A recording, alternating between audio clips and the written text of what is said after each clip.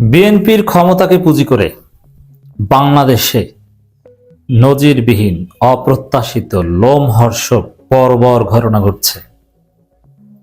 IMA জাহিলিয়াতের রাজত্ব কায়েম করছে বিএনপি।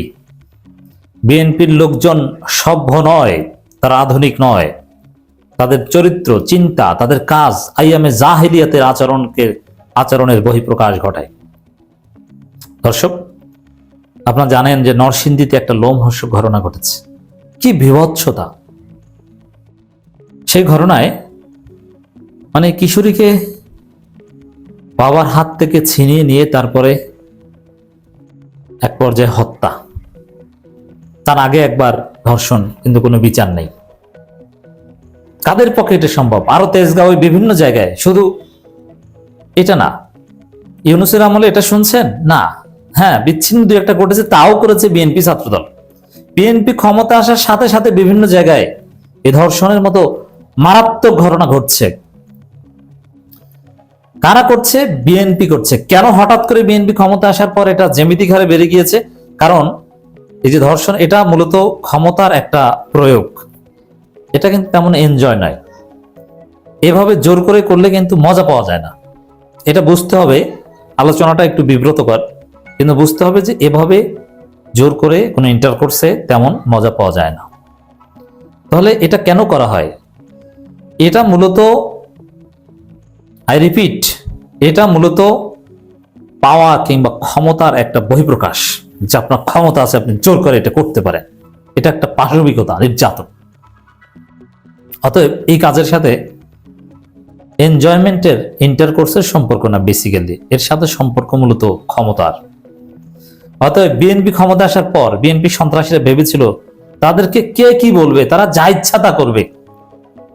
যার ফলে তারা ধর্ষণের মতো ঘটনা কনস্ট্যান্টলি ঘটিয়ে যাচ্ছে এবং তারপর হত্যা করছে। পুরো জাতি এখন নিরাপত্তা সংকটে আছে। এই বিএনপির হাতে দেশ নিরাপদ নয়।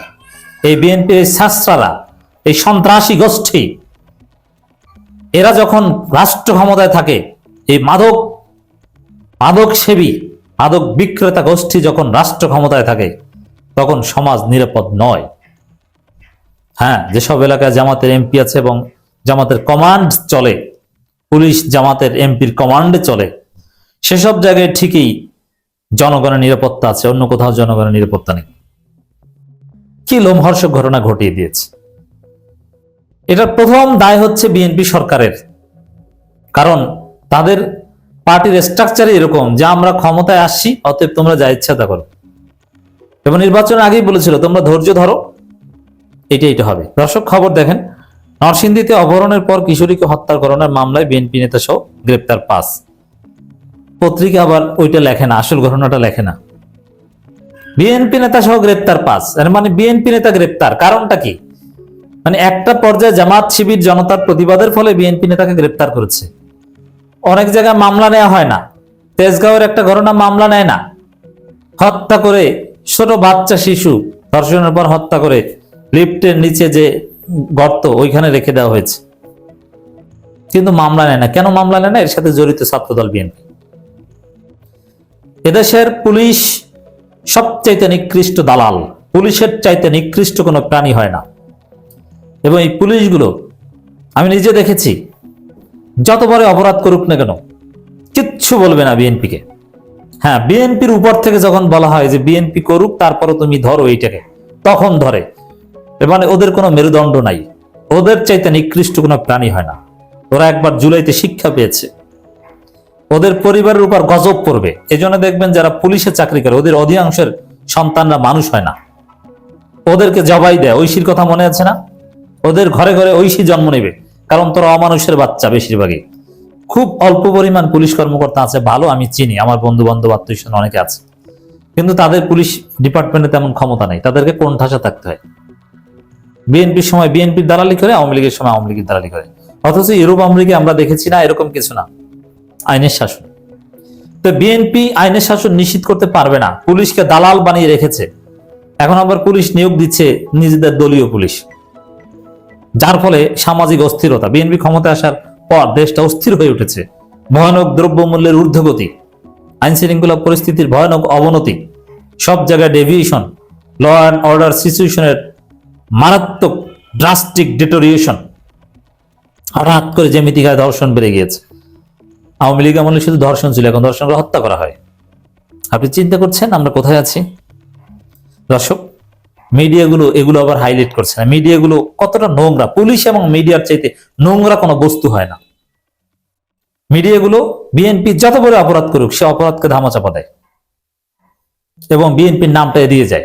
আর এই ঘটনা এটা বিএনপির সাথেই জড়িত। মনে রাখবেন, কেউ ধর্ষণ বা এই ধরনের ঘটনা ঘটালে, হত্যাকাণ্ড, চাঁদাবাজি, এটা ব্যক্তিগত বা সামাজিক অপরাধ নয়, এটা বিএনপির রাজনৈতিক অপরাধ। কারণ বিএনপি ক্ষমতা এসেছে বলেই, অথবা ক্ষমতা আসার আগেও বিএনপির পাওয়ার ছিল।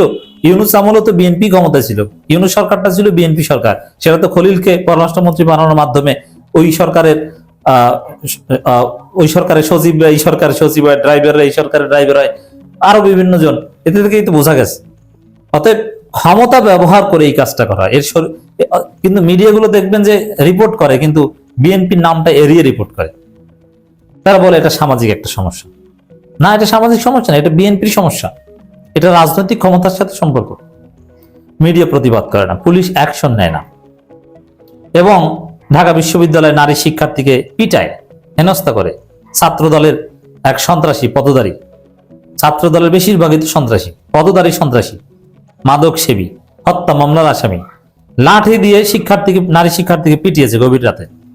বাম সন্ত্রাসীরা, বাম দালালেরা প্রতিবাদ করে, ছাত্র দলের নাম লেখে না। এইভাবে সিলেক্টিভ কৌশলী প্রতিবাদ করলে জীবনে এই সমস্যার সমাধান হবে না। একমাত্র জামাত, শিবির, এনসিপি, ডাকসু এরা প্রতিবাদ করছে, অন্য সবার বিবেক মরে গেছে। সাধারণ শিক্ষার্থীরাও এখন প্রতিবাদ করতে ভয় পায়। কেন? এখন আবার পুলিশ ভেরিফিকেশনের নামে আমার চাকরি আটকে দেয় কিনা। আমি বিএনপির আকামের বিরুদ্ধে বলেছি না। আওয়ামী লীগ তো অনেক বছর টিকেছিল, বিএনপি 1.5 বছর টিকতে পারে কিনা সন্দেহ আছে। কঠিন বিপদ বিএনপির সামনে অপেক্ষা করছে। এই অপকর্মের বিরুদ্ধে জামাত প্রতিবাদ করছে, শিবির রাজপথে নেমে গিয়েছে, ডাকসু বিক্ষোভ মিছিল করেছে। অথচ স্বরাষ্ট্রমন্ত্রীর পদত্যাগের দাবিতে বিক্ষোভ মিছিল করা দরকার। আইন শৃঙ্খলা পরিস্থিতি রক্ষা করতে পারো না, নিজেকে ডিফেক্টো প্রধানমন্ত্রী ভাবো। ভারত বসিয়েছে। মনে রাখবেন, এই সরকার তারেক রহমান সরকার নয়। প্রধানমন্ত্রী তারেক রহমানের চাইতেও অন্য কারো বিশেষ এক মন্ত্রী বিশেষ ক্ষমতা আছে। এটা এক অদৃশ্য শক্তি এখানে ক্ষমতা নিয়ন্ত্রণ করছে। তো দর্শক, জামাত এই ঘটনার তীব্র প্রতিবাদ জানিয়েছে। নরসিংদীর মাধবদীতে কিশোরীকে ধর্ষণ করে হত্যার ঘটনায় গভীর উদ্বেগ প্রকাশ করেছে ইসলাম মাহমুদ জুবায়ের এবং ঘটনার বিচার দাবি করছে। শিবির, ডাকসু, বিশেষ করে ডাকসু ঢাবি সেন্ট্রাল মসজিদ থেকে বিক্ষোভ মিছিল করেছে বাদ জুমা। সেখানে এস এম ফরহাদ, সাদিক কায়েম এবং ডাকসু নেত্রীরাও কথা বলেছে, প্রতিবাদ করেছে। তারা এই বিষয়ে ছাড় দিবে না।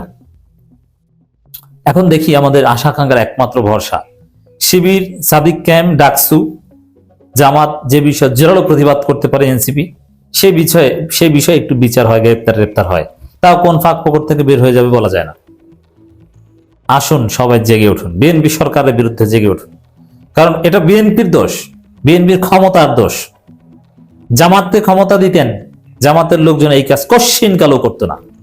জামাত বিভিন্ন জায়গায় তো ক্ষমতা এক্সারসাইজ করে, ডাকসুতে ক্ষমতায়, শিক্ষা প্রতিষ্ঠানে তো শিবির ক্ষমতায়। এখন না বিএনপি ক্ষমতা এসেছে, ইউনূস সরকার আমলে তো শিবিরের নিরঙ্কুশ ক্ষমতা ছিল। কই দেখেছেন কোনো অপকর্ম করতে? অতএব বিএনপি সরকারের বিরুদ্ধে আপনাদেরকে সোচ্চার হতে হবে।